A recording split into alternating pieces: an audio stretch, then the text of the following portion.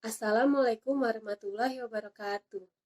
Perkenalkan, nama saya Rispa Aprina Fitri Lestari, jurusan Fisioterapi Universitas Aisyah Yogyakarta. Dalam video kali ini, saya akan mempraktekkan pemeriksaan dan pengukuran pada gangguan neuromuskular dengan menggunakan skala Ashworth dan tes keseimbangan.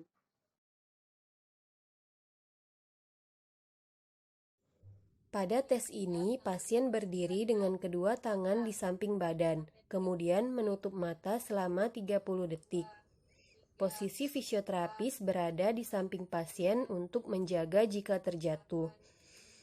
Tes positif apabila pasien kehilangan keseimbangan atau jatuh.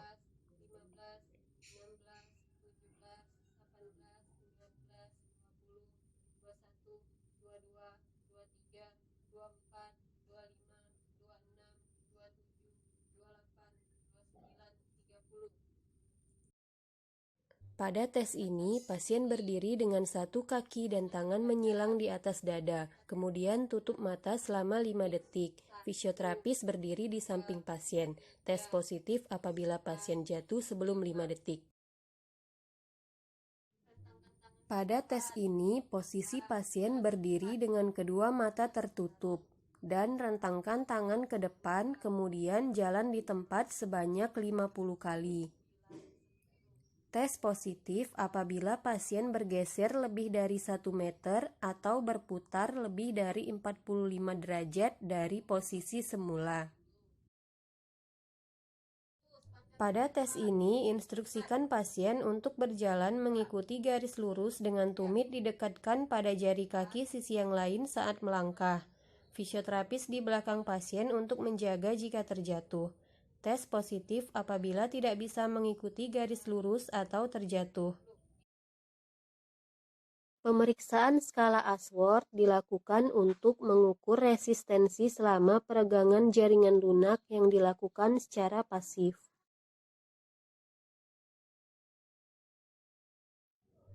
Pada pemeriksaan ini, fisioterapis secara pasif melakukan gerakan fleksi ekstensi elbow. Apabila tidak ada peningkatan tonus otot, maka didapat nilainya 0. Fisioterapis secara pasif melakukan gerakan fleksi dan ekstensi elbow. Apabila adanya sedikit peningkatan tonus otot dan tahanan minimal di akhir gerakan ROM, maka didapat nilai 1. Fisioterapi secara pasif melakukan gerakan fleksi ekstensi elbow. Jika adanya sedikit peningkatan tonus otot dan tahanan minimal sepanjang sisa ROM, maka didapat nilai 2.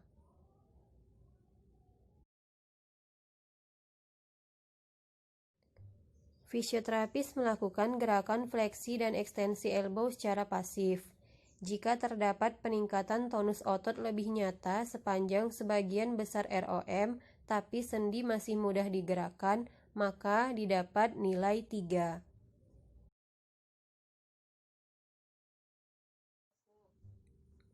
Fisioterapis secara pasif melakukan gerakan fleksi dan ekstensi elbow.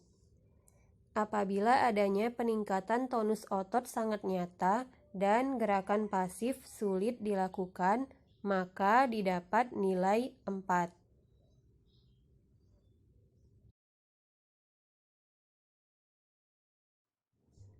Pada pemeriksaan ini, fisioterapis secara pasif melakukan gerakan fleksi dan ekstensi elbow. Jika sendi kaku atau rigid pada gerakan fleksi atau ekstensi, maka didapat nilai 5. Sekian video singkat yang dapat saya sampaikan. Semoga bermanfaat dan wassalamualaikum warahmatullahi wabarakatuh.